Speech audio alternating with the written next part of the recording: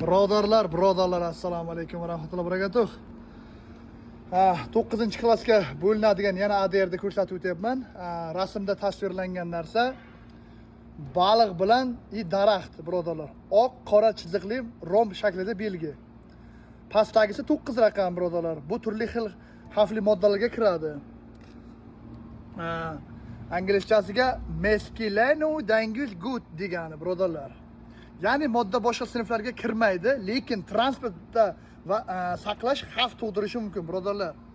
Misol uchun birodarlar, litiy batareyalar, quruq muz, ayrim kimyoviy moddalar.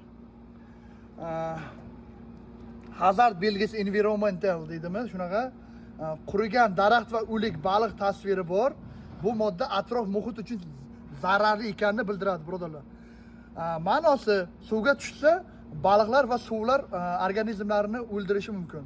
Suv organizmlarida tabiatga to'kilmasligi kerak. Tabiatda quritib yuboradi. Maxsus qoidalar bilan tashiladi va uni utilizatsiya qilinadi, birodarlar. Mana belgilangan, bemalol ko'rsangiz bo'ladi, birodarlar.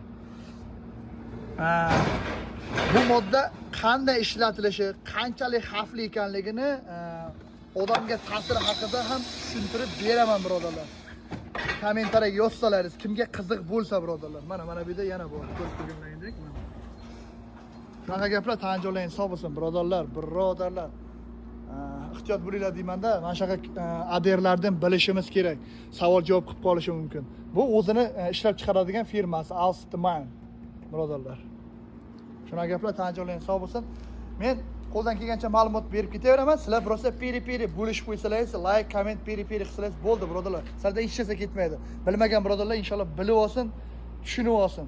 Bu narsa furachilarga kerak, birodarlar. Furachi mana shu kerak, birodarlar. Sizga menga kerak, menga kerak. Men ham o'rganyapman. Bilgan narsam sizga o'rgatyapman. Sog' bo'lasizlar.